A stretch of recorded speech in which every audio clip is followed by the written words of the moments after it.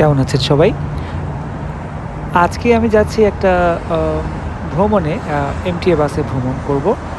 আমার বাস কিছুক্ষণের মধ্যেই চলে আসবে। এখানে বাসে উঠতে হলে আগে লাইনে দাঁড়াতে হয়। আর বেশিরভাগ মানুষ কন্টাক্টলেস পেমেন্ট ব্যবহার করে। দুজনেই দেখি বাস কতক্ষণে আসে। আ যতক্ষণ সময় আছে কিছুটা বলে নেই নিউ ইয়র্কের এমটিএ সম্পর্কে। এমটিএ কিন্তু শুরু থেকেই ছিল না। শুরুতে নিউ ইয়র্কের পরিবহন ছিল বেসরকারি কোম্পানির হাতে।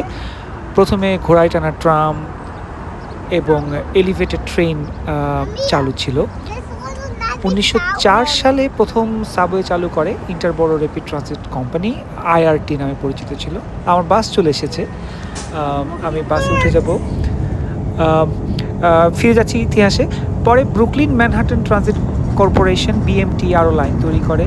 ১৯৩০ এর দশকে শহর নিজস্ব সাবওয়ে তৈরি করে যার নাম ছিল ইন্ডিপেন্ডেন্ট সাবওয়ে সিস্টেম। ১৯৪০ এর দিকে আইআরটি, বিএমটি এবং আইএনডি এই ৩ টি সিস্টেম একত্রিত করে সরকার পরিচালনা শুরু করে। ১৯৬৫ সালে মেট্রোপলিটন কমিউটার ট্রান্সপোর্টেশন অথরিটি নামে সংস্থা তৈরি হয়। ১৯৬৮ তে নাম পরিবর্তন করে এমটিএ রাখা হয়, মেট্রোপলিটন ট্রান্সপোর্টেশন অথরিটি। এরপর তারা সাবওয়ে, বাস এবং রেল নিয়ন্ত্রণ নিতে শুরু করে। এর অধীনে আসে একে একে লং আইল্যান্ড রেল রোড, এলআইআরআর এবং metro north rail road. But অর্থ সংকট, ট্রেন এবং স্টেশনের খারাপ অবস্থা, অপরাধ এবং গ্রাফিতি বেড়ে যাওয়া এইসব সমস্যার মুখে পড়ে ১৯৭০ থেকে ৮০ এই দশকে। সরকার আস্তে আস্তে বিনিয়োগ শুরু করে ১৯৮০-র পর। ২০০০ সাল পর্যন্ত নতুন ট্রেন চালু হয়, স্টেশন পরিষ্কার করা, সংস্কার করা, নিরাপত্তা উন্নত করা এই ধরনের পদক্ষেপ নিতে শুরু করে। আধুনিক যুগ বলতে যেটা বোঝায় এমটিএ সেটা হচ্ছে ২০১০ এবং তার পরবর্তী আজ পর্যন্ত সময়টাকে। এর মধ্যে অনেক কিছুই বদলেছে। এখন চালু হয়েছে ওএমএন, ইট ইজ ওমনি, রিয়েল টাইম ট্র্যাকিং, নতুন লাইন যেমন সেকেন্ড অ্যাভিনিউ সাবওয়ে খুবই নতুন লাইন। এমটি খুবই গুরুত্বপূর্ণ। প্রতিদিন মিলিয়ন মানুষকে এরা সেবা দিয়ে থাকে, মিলিয়ন মানুষ যাতায়াত নিশ্চিত করে। এটি ছাড়া নিউ ইয়র্ক শহরের জীবনযাত্রা প্রায় অচল বললেই চলে।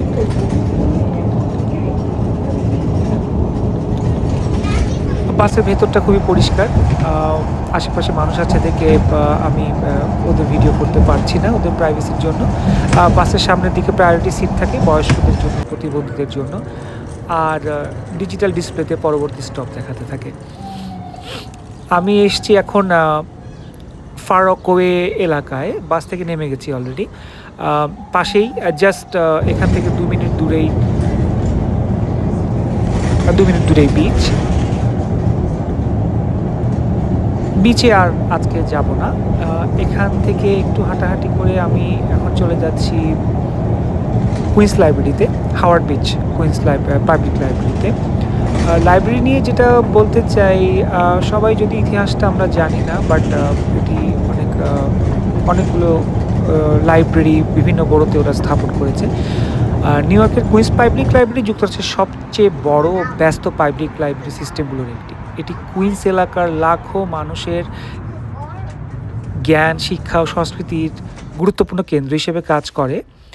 কুইন্স লাইব্রেরি সেবা শুরু হয় ছোট ছোট কমিউনিটি লাইব্রেরি দিয়ে। ১৮৫৮ সালে প্রথম লাইব্রেরি স্থাপিত হয়। এগুলো মূলত স্বেচ্ছাসেবী ও স্থানীয় উদ্যোগে পরিচালিত হতো। তখন কোনো সেন্ট্রাল সিস্টেম ছিল না, কেন্দ্রীয় লাইব্রেরি সিস্টেম ছিল না। বাট আনুষ্ঠানিক প্রতিষ্ঠা বলতে যেটা বুঝি আমরা, ১৮৯৬ সালে long island city public library প্রতিষ্ঠিত হয়।